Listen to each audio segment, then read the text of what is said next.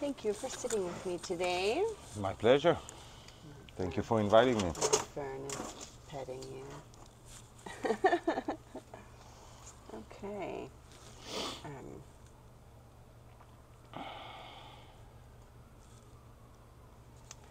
So, you're a master in NLP, hypnosis, and timeline therapy.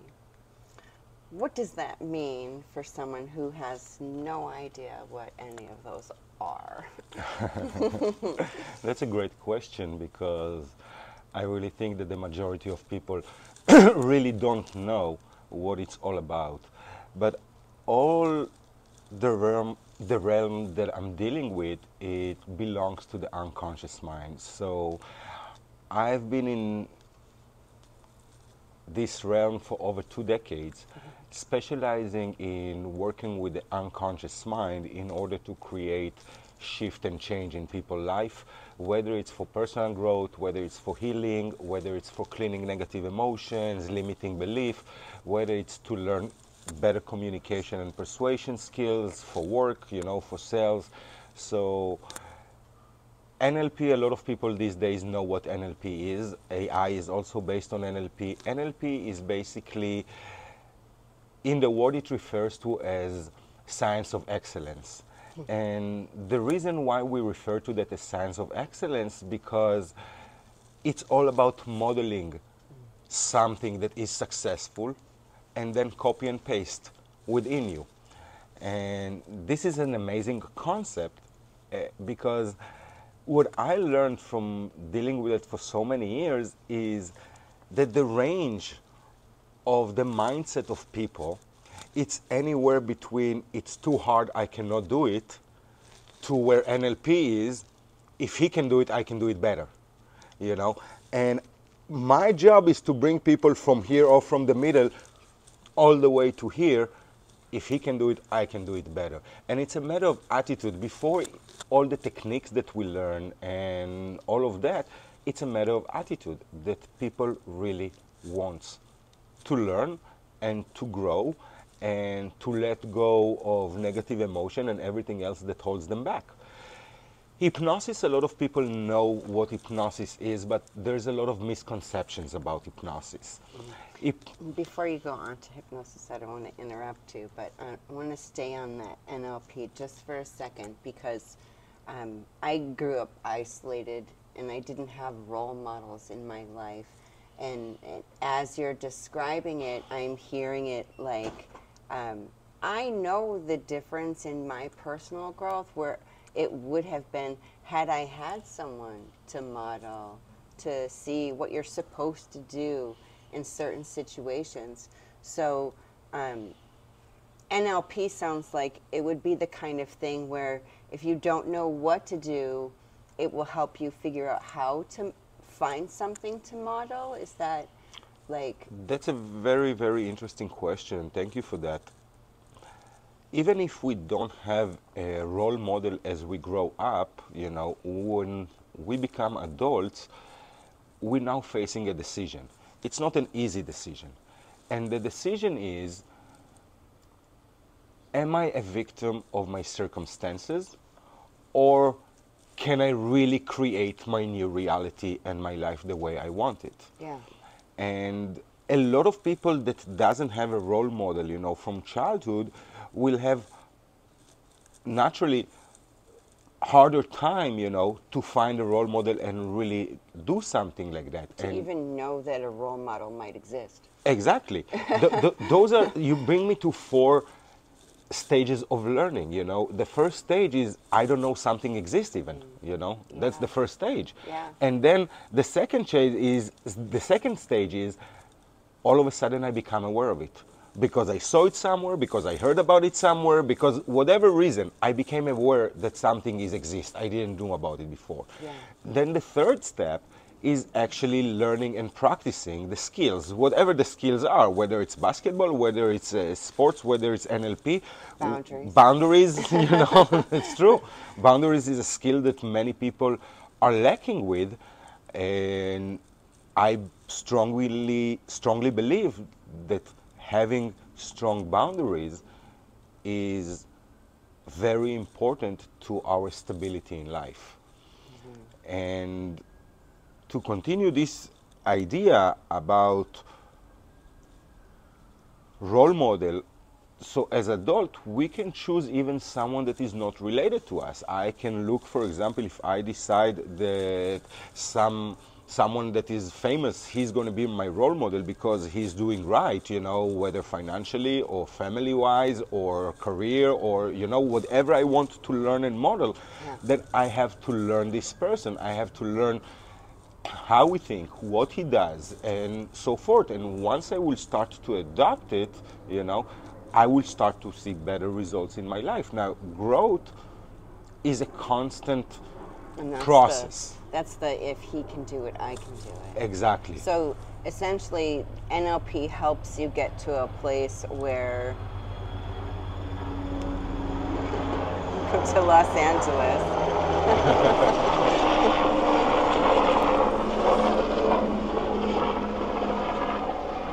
NLP helps you, this is what I'm hearing, is that NLP helps you get to a place where you look at someone and instead of thinking, there must be something wrong with me because I don't have that, with the victimhood that you were talking about, you look at them and think, wow, they did that, I can do that too, if it's been done. So in a lot of ways, it's like opening your mind to the fact that there is a roadmap for life. You just need to know how to look for it. Absolutely, absolutely. And if you go deeper into NLP and all the work that I do, you get into even higher self-work level, you know, which is And purpose. that's like intuition, the higher It's self. intuition, it's our purpose in life, and so forth. So it's deeper stuff. But to begin with, we need actually, and that's what NLP is so useful and helpful with, because we first must learn how to control our inner conversation that we have with ourselves. Right. And have great tools to have good conversation and empowering conversation with ourselves, because the unconscious mind is 90% of the brain. Yeah. So if we want to be successful at something, we definitely want the unconscious mind to be there with us. In NLP, we call it congruency. And when I say congruency, I mean that my thoughts, my words, and my actions are going to the same direction. Yeah, that's also a good definition for authenticity. Absolutely. When your words match your actions. Absolutely. Yeah. Absolutely. That's fascinating. So noticing is obviously the most important thing. And when you go to someone who, like you, who is an NLP practitioner, how do you uncover what it is that people need to learn?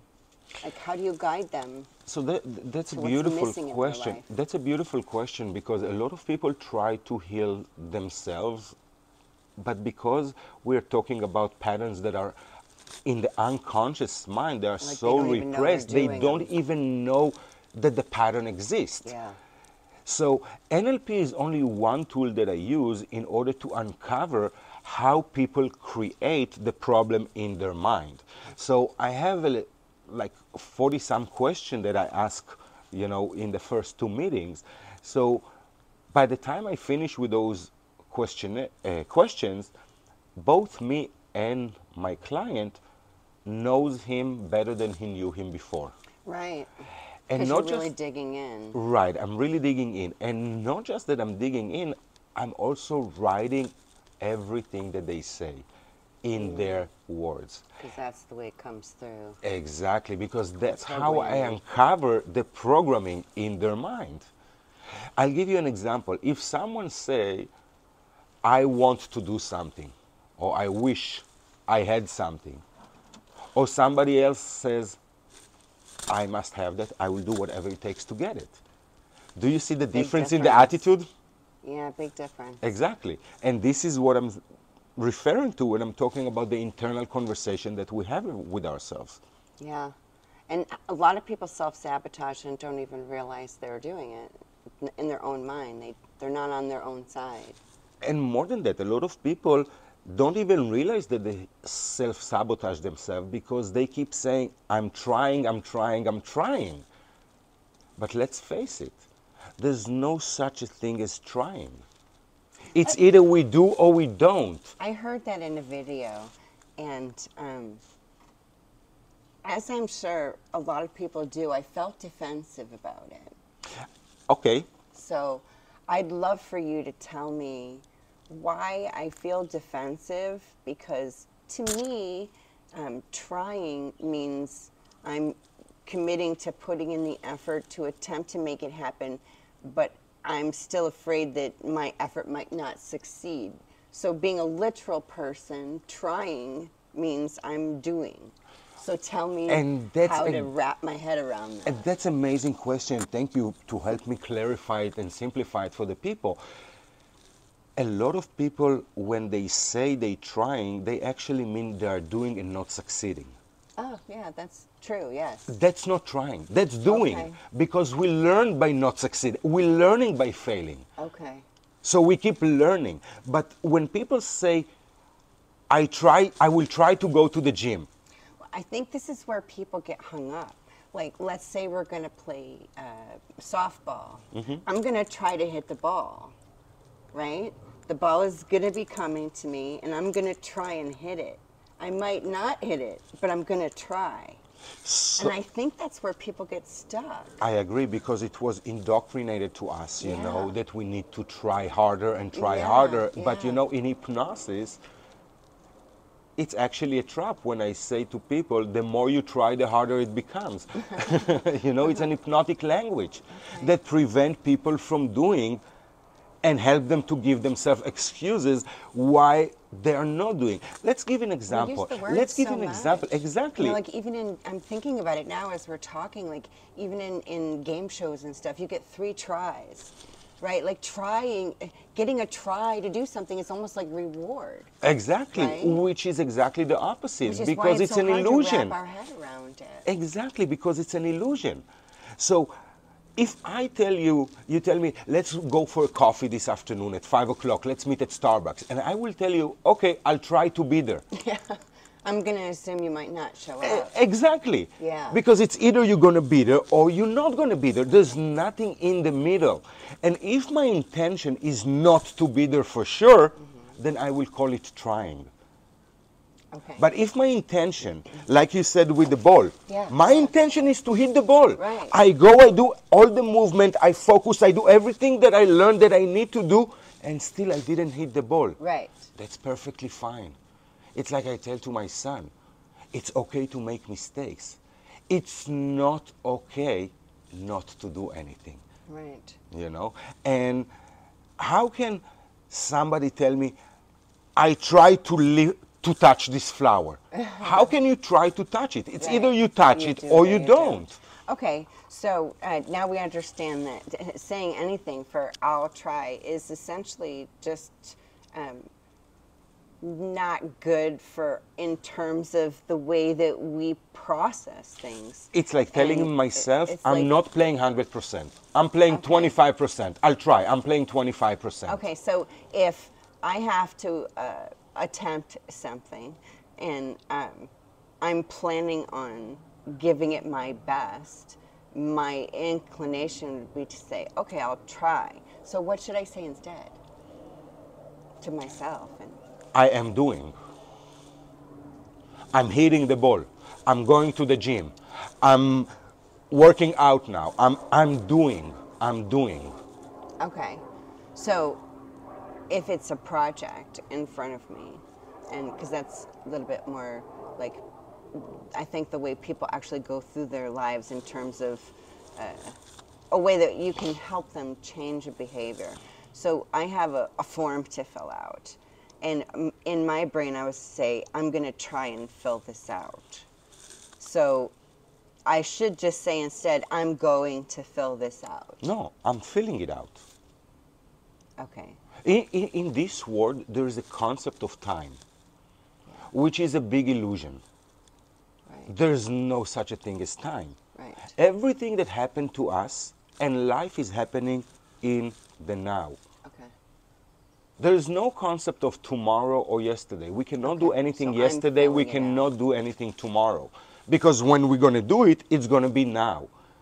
Okay, so I'm filling this out, and if I'm unable to finish for some reason, what do I say to myself? Like, what's the language I use to empower myself? So it depends what is the reason that you're not finishing. I don't For have example, enough information. To okay, say. then what you do now, I don't have enough information. Okay, now my thinking's supposed to be, what do I need to do to gain this information? Okay.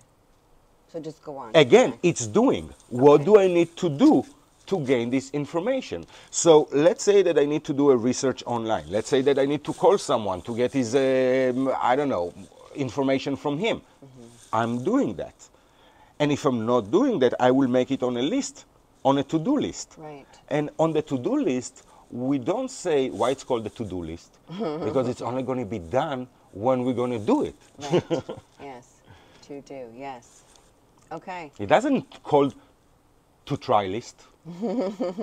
Absolutely. I really like that. I think that if people can notice something like that is limiting them to even say the words the way that they're saying them, because I can see how using the word try, first of all, I can see how enticing it is because they make it such a favorable word without realizing that we're limiting ourselves when we're using it. So Absolutely. thank you for that. How does someone go about changing that? Like, if you were to give somebody a quick little tip on eliminating the word try and actually really changing it, what are 5 things that someone could do to stop saying try? That's beautiful, beautiful question. Number 1 is to shift his mind, okay, and be aware of the way he speaks. Have that understanding. Yes, be aware.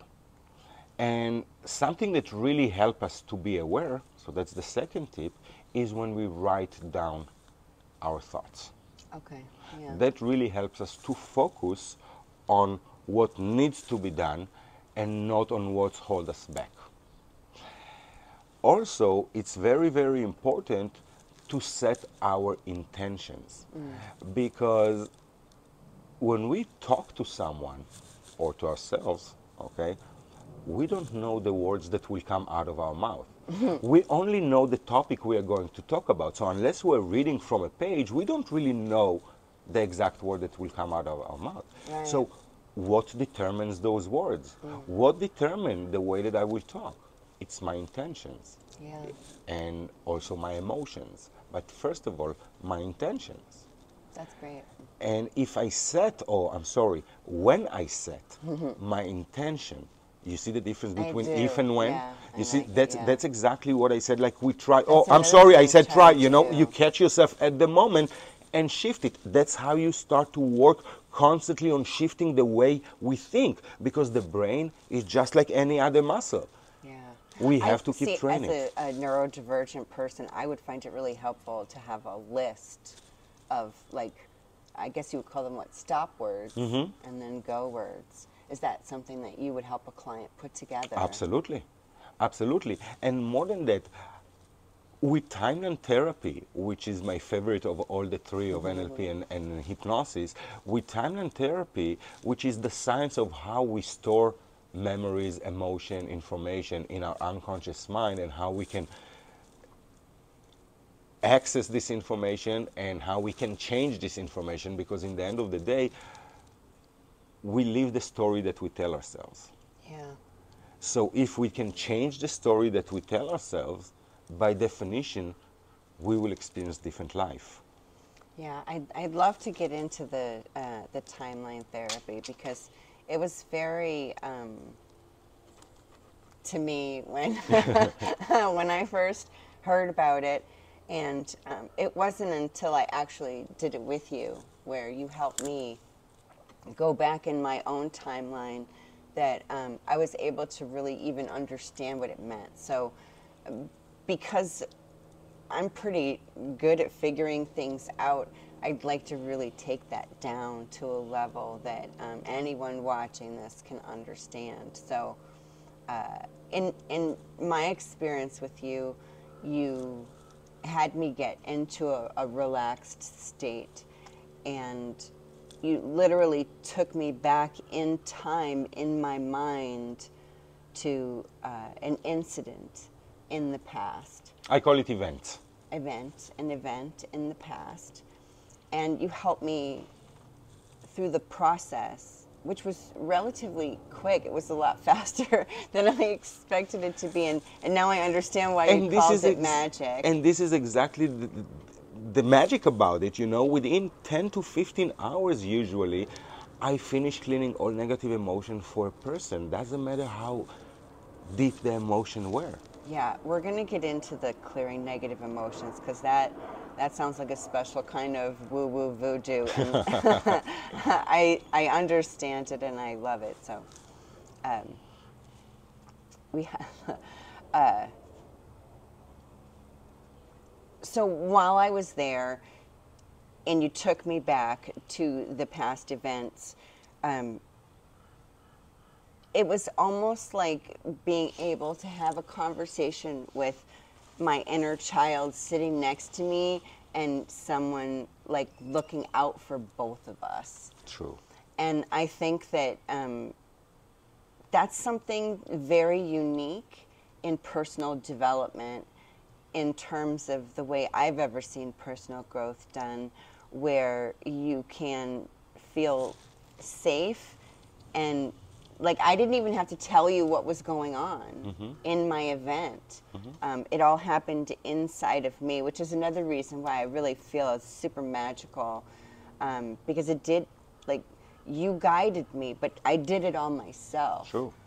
And so demystifying timeline therapy is really having someone knowledgeable. Like, your knowledge just goes so vast. You just really seem to understand so much about so many different topics in terms of what happens to people when they do this. Like, not specifically the person or specifically their situation, but the emotions. Like, you really have a great way of getting people to understand the emotion that's coming through in the timeline therapy.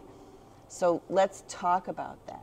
Clearing negative emotions. It sounds like someone shows up with a broom and just sweeps your head clean. True. You know what? And that's an amazing thing. It also sounds too good to be true.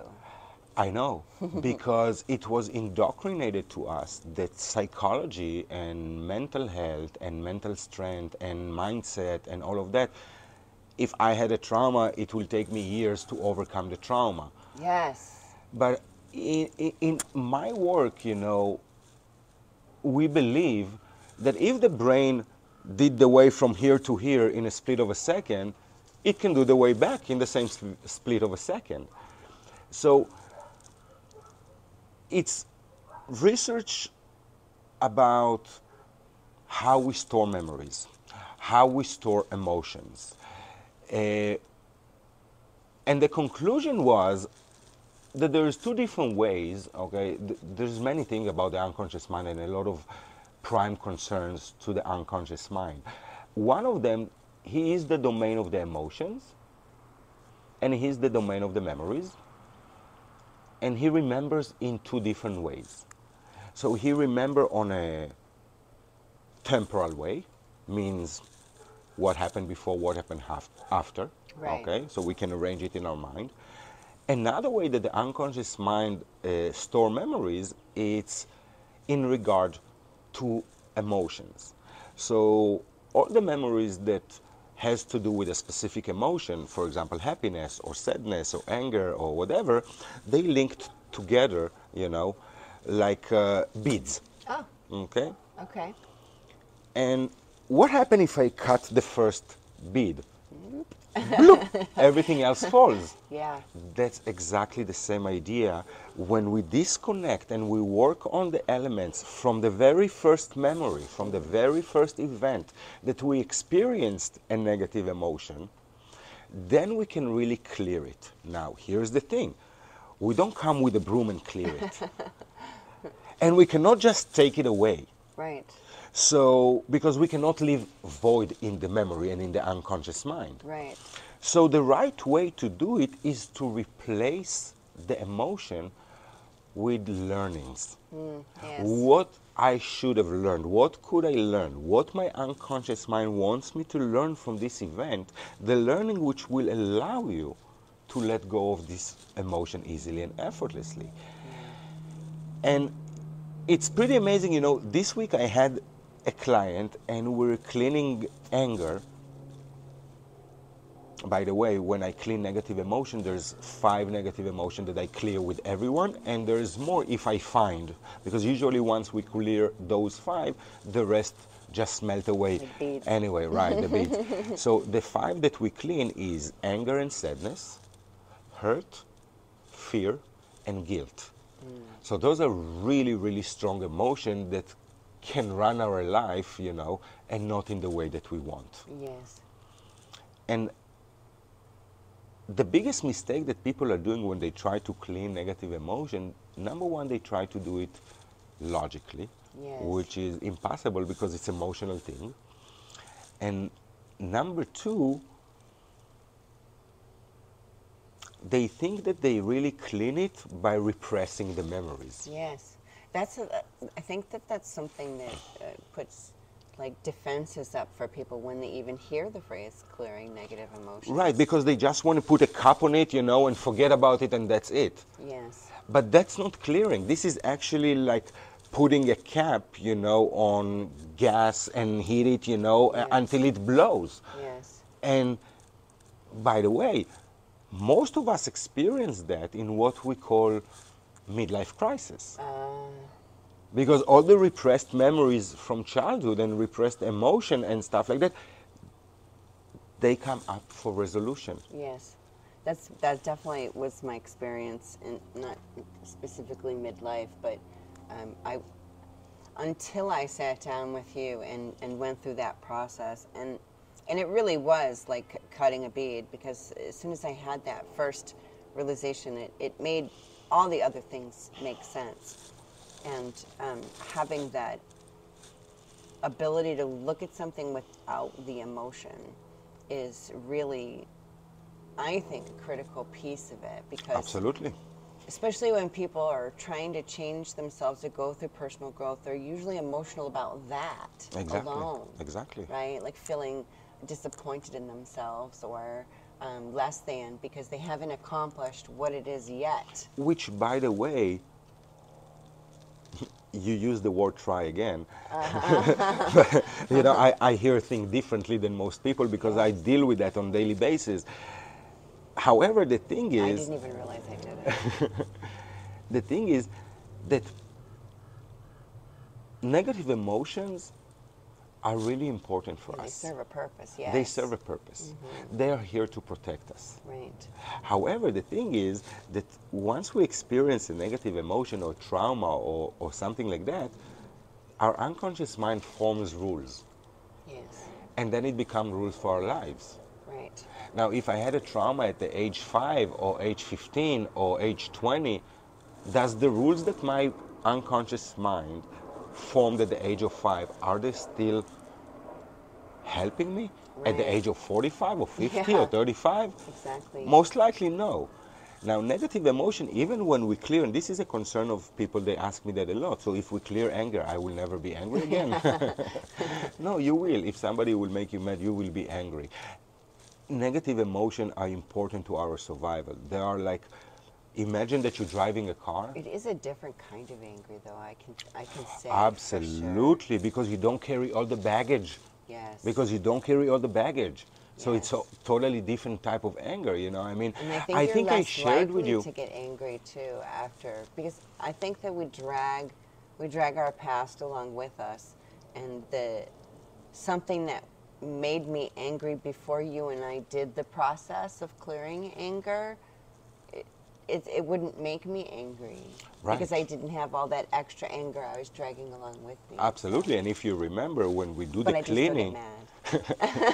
If you remember, when we did after we did the cleaning, we did a checkout in the past and we did a checkout in the future. Yes. You know, that's how we know that it's cleared. Like this week, I had a client and we clear, and he tells me it's 99% clear.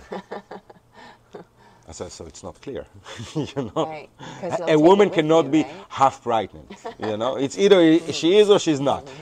So either we cleared it or we're not. So we went and got another, I sent him to get another learning, and he got it. And once he got it, the emotion was gone. Amazing. So all the 10 learnings that he got before was very important, but was not enough in order to clear completely the emotion. So how does someone identify the fact that it is their emotions that are, like, for someone listening to this interview, how will they know that it's their emotions that are keeping them from success if they're not a particularly angry person or they're not a particularly sad person? That's the problem. Most of us will not be able to do that by ourselves. Yeah. That's the challenge. A lot of people think they can do it by themselves and do the mistake of But I mean, even trying and do identifying. the mistake of trying doing them by themselves, you know.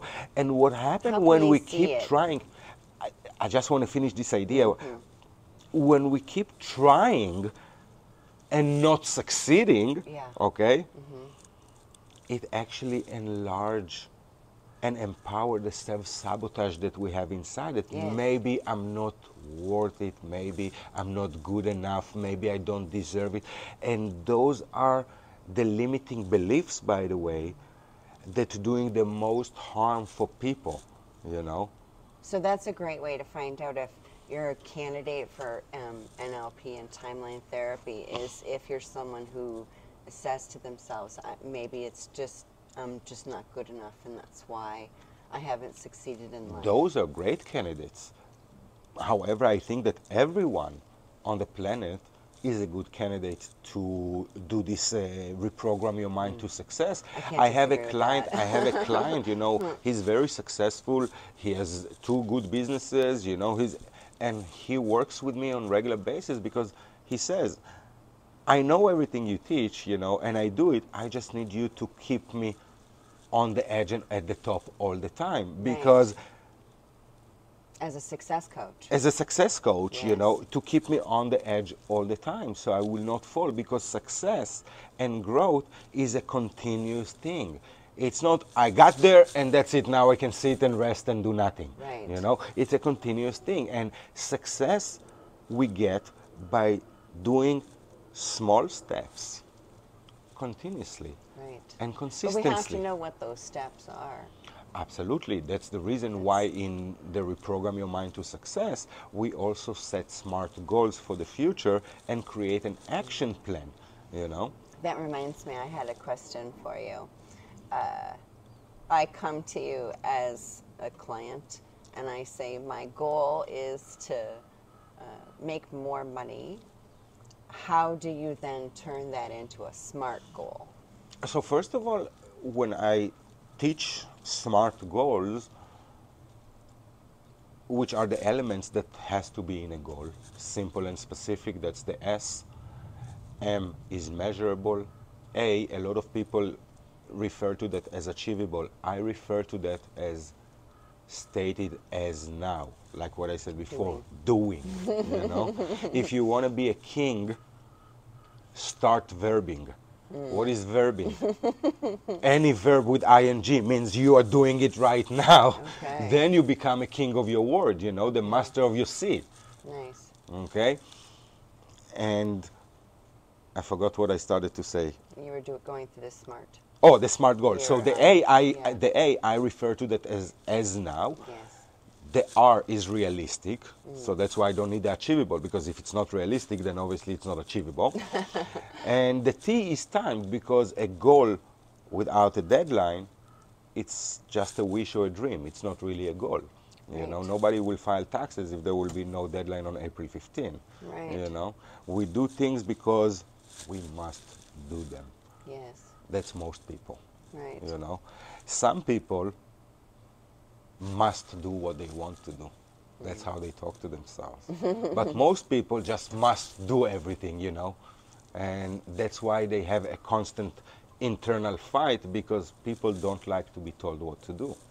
Right. So that's Not even another by thing. themselves. Not even by themselves, you know. That's something that also creates an internal fight and internal sabotage. Amazing. So it sounds like, So I want to go to your question before. I want to make more money. I tell yeah. to people, first of all, it's not a goal. Right. Because if I will give you now $5, that's it. Your unconscious might help you to achieve your goals, but I don't think that that's what you meant and that's what you really wanted. Right. So when we set up a goal, we need to be able to state it and say it in such a way that a 5-year-old kid will understand what I want and can go and get it for me. Because the unconscious mind and the universe is just like a 5-year-old boy. He understands literally what we wanted, what we asked. He does not do translation, what we meant, what we really wanted, what we asked. And I can tell And you, he doesn't understand not. he does not understand not. That's another big mistake of people that want to change their life. They always, they are too focused on what they don't want. Yes. And my tip for that is, okay, you know, and you're so good at focusing on what you don't want, write it down. And then for each one of them, I don't want that in my life. Okay, what do I want instead? Yeah. And that's how you really start to train your brain as a muscle to think in a positive way, which is not toxic positivity. Right. Because a lot of people just try to do a shift consciously. Exactly, they try to do a shift constantly. They're not actually doing a shift. They're using this try as an excuse for not really doing the real work that it needs, that it takes in Yes. order to achieve what we really want. Yeah. I strongly believe if we do, and when we do, the right steps constantly, every day, we will get closer and closer to where we want to be. Like the 4 rules of magic. Like the 4 rules of magic, true. What are the 4 rules of magic? The 4 rules of magic, you know, I learned them when I was about 18 years old, and today I'm almost 50. And I really think that those 4 rules are rules for everything in our life. If we apply those rules to everything in our lives, that will really make a difference, you know. And rule number 1, obviously, it's practice. You know, I mean, you cannot do magic without practicing. So rule number 1 is practice. And then rule number 2 is really important in order to keep you good at what you're doing. So rule number 2 is keep practicing. Rule number 3, I think it's what brings us to excellence. So rule number 3 is practice until you do it perfect. And then rule number 4 is what keeps us on the edge of excellence. And therefore, rule number 4 is keep practicing. Yeah. And you can practice anything in life. It doesn't have to be a sport. You can practice boundaries. You can practice self-esteem. Absolutely. You can practice your self-internal conversation that you have with yourself. And the best way to practice it is to start writing. Because when we write, we can control our thoughts. Yes. When we just think about things, the brain receives 11 million bits of information per second, so it's really easy to be spread everywhere, and then the thoughts are controlling us, not we are controlling the thoughts. But when we put it on paper, even if it's bad thoughts, put it on the paper, it's okay. Because then you can train your mind, okay, what do I want instead? How do I turn that into positive with my words? Does that make sense? Yeah, it's like the difference between talking on the phone and texting. You can backspace. with the texting. Yes. It's a good way for Yes. anyone to relate to it, is that it gives you an opportunity to scratch things off and change the way that you want them. So is that something that I think anyone would really benefit from going through at least one 10-hour session of NLP? Like, I can think of so many. So again, you say NLP, but it's a combination of all three modalities. Yeah, I sorry, I umbrella Yeah. umbrella them together like that. I should say your reprogram, your Mind to Success package, which does cover all aspects of the NLP, the timeline therapy, and the clearing negative emotions. And I think people who feel overwhelmed would benefit from that significantly, regardless of what it is that's overwhelming them. Mm-hmm. Absolutely. And I think that's a big difference between NLP, success coach, mindset coach, and therapy. Even though someone might see the benefit of going to a therapist and venting, that they would get so much more from going to a coach who, yeah, they might have some things that they would have brought up with their therapist, but they don't even need to tell you what those things are to succeed and turn them into something that it becomes an engine that propels them forward. I agree, and this is the biggest benefit, you know, that the State of Mind Academy offers, that we work with different modalities, you know, in order to create results. So, you know, I have a psychologist as a client, and when I ask her, why did you come to me? Why you didn't go to your colleagues?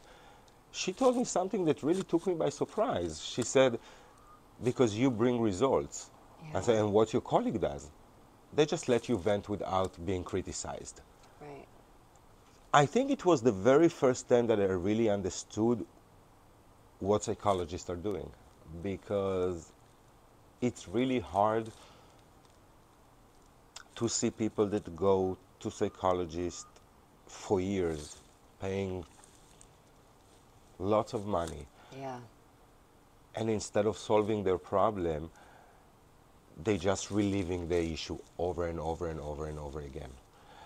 I don't see any benefit to relive an issue if And we don't create the change. I can go even further with that too, because there was a point in my life where I was in therapy, and I would not have even thought to bring up at 35, 40, 50 years old something that happened to me when I childhood. was 5. Right. I got problems now: money, man, kid, job. I was 5. So it wasn't until I got really far with my personal growth. I mean, I was on a train for 10 years, and I got myself to a place where I was thriving despite my circumstances. But the work that I did with you was like this. Like, I was able to do this to myself, where I was this before I got this, I'm handling this. I was able to let all that go and be soft again, which is what I really wanted for myself. And I don't think that's something that I ever would have gotten to, having done both now with traditional therapy. So what is the biggest change you've seen in someone who's come through your program, in terms of coming to you as a hot mess and them coming out the other end? Because, I mean, I had already done so much. And You know what? I'll give you an further. example. I'll give you an example. I had a client. He referred me 2 clients, so I'll tell you about both of them. Okay. The first was his son. He calls me one day and he tells me, listen, Eran, you must help me with my son. So what's going on? He sleeps until 11, 12, 1, doesn't do anything, you know, and I don't know what to do with him. I thought, okay, send him That's over. probably pretty common for parents, actually. I thought, okay, send him over. And after 2 meetings that I have with his son, he calls me and tell me, Eran, what did you do to my son? I said, what do you mean? What did I do? I said, I don't know. He wakes up every day at 7:30 looking for work. What did you do? How did you do it in 2 sessions? Nice. You know, so this was really, really great shift, which happened really, really fast. The other client that he sent me was an older lady that she used to work, you know, in a place, and she used to be an employee. And we're talking about words, so she was laid off, you know, because today people are never get fired. They're being laid So off. they don't get So as they much don't get as money. much Yep. money as compensation, you know. Yeah. And she opened her own business. And she came and she told me, Eran, I need you to teach me sales because I cannot sell. I don't make any money. And I asked her, what do you mean? You make 1,000, 3,000, 10,000? What do you mean no money? Zero, Eran, zero. And when she said zero, I immediately knew that it's not sales and persuasion that I need to teach her, because there's a say that even a blind chicken will find something to eat, you know.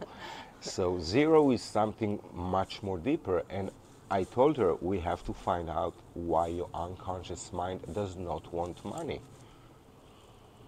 Now, that's where the power of combining all 3 modalities of NLP, timeline therapy, and hypnosis come into place together, because in one session I used all 3 of them. And since we couldn't find the connection why her unconscious mind did not want money, I suggested that we do a little bit of hypnosis, you know, to see what is hiding there. And as we did that, all of a sudden, under hypnosis, she tells me, Eran, I see something that I never saw before. I said, what is it? And then she said, I have goosebumps when I talk about it. My brother who raped me paid me to shut up. Now I know why the unconscious mind does not want money. Wow. The unconscious mind understands the exchange and is not willing for that exchange. So when she was employee, that was not the exchange. The exchange was time for money. Right. But now, what do you exchange for money? You don't give time and get paid. So the unconscious mind take it in a different way. And of course I could not change what happened. Right. That's a given. Yeah. What I could do, and that's what I've done, is changing the perception of the brain around what happened, and changing the rules that were formed at the age of 6 that are no longer serving her good service at the age of 54. Yeah, that's very similar, actually, going back. And I think that's something that's so beneficial about the work that you do, is that it's almost like Scooby-Doo. There's the mystery to solve. And I just really love that you always, I mean, I've read through, you have almost 200 reviews online now, 5-star reviews, and just over and over, just changed my life and this, and it's just so beautiful to see how someone might be coming to you for one thing, and then you uncover something like that. Yeah. That's really, it's purposeful work that you do. Absolutely. And that's where you see the majority of the shift. And I must share another thing, which is really, really interesting. When I work on the memories, you know, using timeline therapy, it's surprising how often people have memories from the womb and from past life. Yes. And in timeline therapy, we work on past life memories and on memories from the womb and from childhood. And when this happened, you know that the shift is so profound, because it is rooted so deeply in the unconscious mind, like for generations, for years, for something that before my existence was here. Yes. You know? And when we do something like that and we shift it, then the shift is so profound that it's just beautiful to see. Yeah, I You know, can speak to that literally too. most people that after I do this program, you know, and I call them like 2 weeks after to follow up and see how they feel, for most people, they get more or less the same response. And the response is, I cannot put the finger on what's different. Everything is different, Yeah. you know? Just And how everything did is you different. do that? That's what. Yeah, for when we did the work that we did, it continued for me because I remember that it was after the fact that I did have, like I said, almost it felt like a memory of being in the womb, and it took me back to what we had talked about and helped me identify more about that. And then again in the future, it happened again where I had even more come back to me. And what was great about it was because we had cleared out all the negative emotions connected to it, even though I was remembering it, I wasn't having any icky feels about it. Yes, So super powerful stuff. yes. Again, the icky feeling is when you're getting to relieve the trauma or the Yes. bad memories. In the way that I do it and that we do it here at the State of Mind Academy, I don't want people to relieve their trauma. Yeah, I want to pick on that to get the learnings. Right. But my instruction to them, what to do with the memory, that's where the magic happened. Yes. Yes, that was my experience for sure. This has been quite enlightening. Thank you very much for having me. It was really fun. And We definitely need to do it again I will be more than happy to do it again. right after we have a bathroom break.